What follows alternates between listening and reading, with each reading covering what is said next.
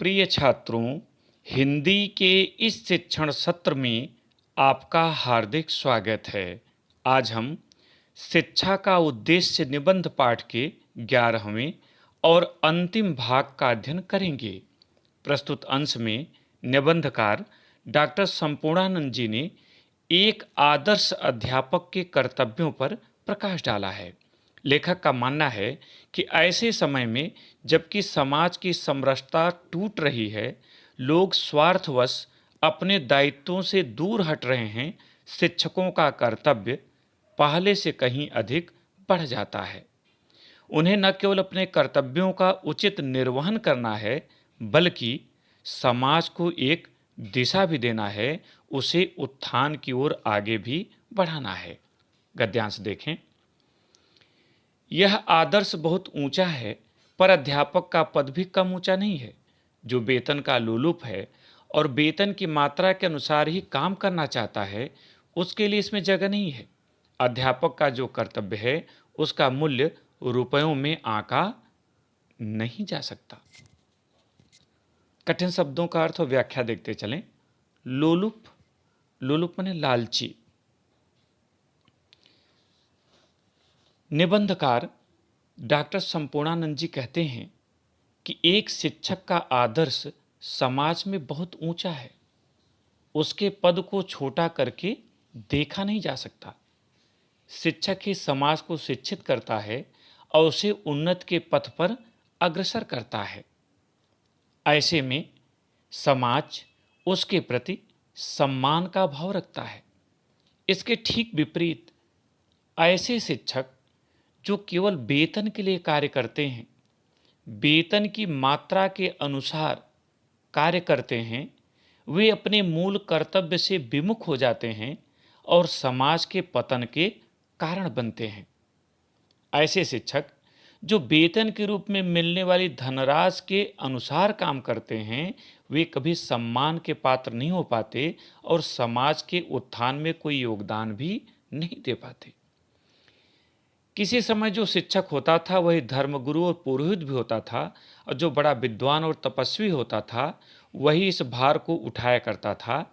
शिष्य को ब्रह्म विद्या का पात्र और यजमान को दिव्य लोकों का अधिकारी बनाना सबका काम नहीं है। पात्र बने योग्य।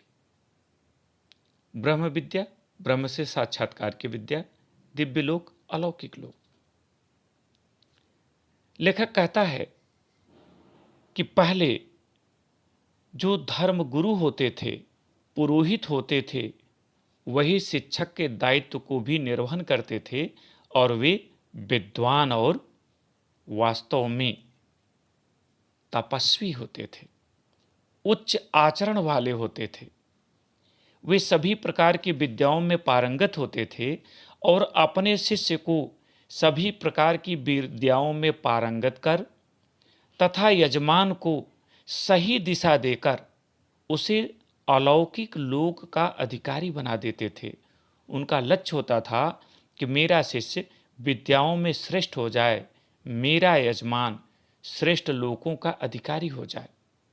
त्याग और संयम के द्वारा वो सभी के भीतर ऐसा भाव उत्पन्न करते थे कि सभी के भीतर श्रेष्ठ चारित्रिक गुण उत्पन्न होते थे और समाज निरंतर उन्नति करता चला जाता था। आज न वह धर्मगुरु रहे न पुरोहित, पर क्या हम शिक्षक भी इसीलिए कर्तव्यच्युत हो जाएं? लेखक कहता है कि समाज को नई दिशा देने वाले और निस्वार्थ भाव से सबका हित चाहने वाले धर्मगुरुओं और पुरोहितों की संख्या आज नगण्य है। दुर्भाग्य से समाज में न तो ऐसे धर्मगुरु रह गए हैं और न ही पुरोहित जो जन सामान्य में सद्गुणों का विकास कर उन्हें चरित्रवान बना सकें, उन्हें उन्नति के पथ पर आगे बढ़ा सकें। वस्तुतः आज ये सभी स्वयं स्वार्थ में अंधे से हो गए हैं। किसी को समाज और राष्ट्र की चिंता नहीं है। लेखक प्रश्न उठाता है कि क्या हम शिक्षक भी इसीलिए कर्तव्यच्युत हो जाएं कि समाज में दिशा देने वाले जो अग्रज धर्मगुरु और पुरोहित थे, वे अपने कर्तव्य से पीछे हट गए हैं, तो क्या हम शिक्षक भी अपने दायित्वों से पीछे हट जाएं? लेखक कहता है नहीं, शिक्षक को अपने दायित्वों से मुख नहीं मोड़ना चाहिए। हमको अपने सब सामने वही आदर्श रखना चाहिए और अपने कुछ दायित्व का बोझ उठाने योग्य बनाने का निरंतर अथक प्रयत्न करना चाहिए। लेखक कहता है कि आज शिक्षक का दायित्व पहले से कहीं अधिक बढ़ गया है। उसे अपने श्रेष्ठ आचरण द्वारा समाज के सम्मुख एक आदर्श उपस्थित करना है, जिससे लोग प्रेरित हों, सदाचरण की ओर चलें और समाज फिर से समरस हो जाए, सुख संपन्न हो जाए, सभी के लिए हितकर हो जाए।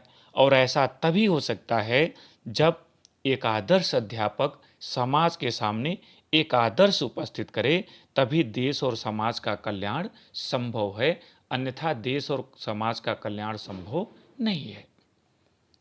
इसके आधार पे प्रश्न उत्तर पर आ जाएं। पहला प्रश्न है, प्रस्तुत गद्यांश का शीर्षक तथा लेखक का नाम लिखिए। उत्तर, प्रस्तुत गद्यांश का शीर्षक शिक्षा का उद्देश्य और लेखक का नाम डॉक्टर संपूर्णानंद है। दूसरा प्रश्न, रेखांकित अंश की व्याख्या कीजिए।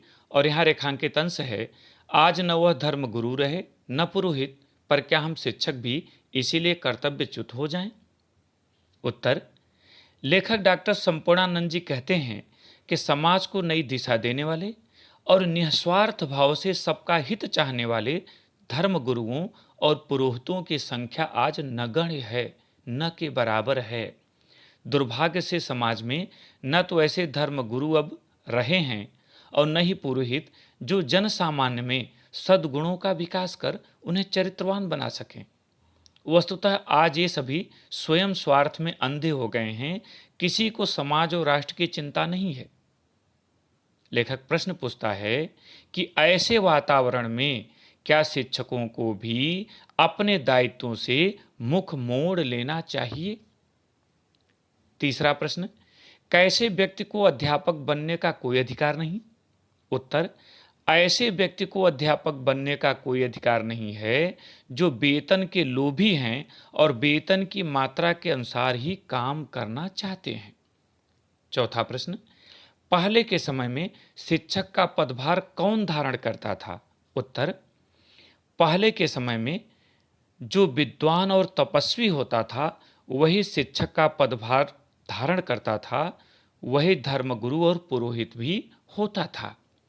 पांचवा और अंतिम प्रश्न, शिष्य और यजमान को किसका पात्र बनाना सबके वश की बात नहीं है?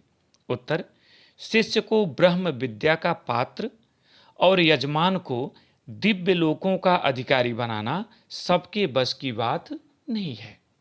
प्रिय छात्रों, इसी के साथ आपका यह पाठ पूरा हुआ। अगले पाठ के साथ फिर उपस्थित होंगे।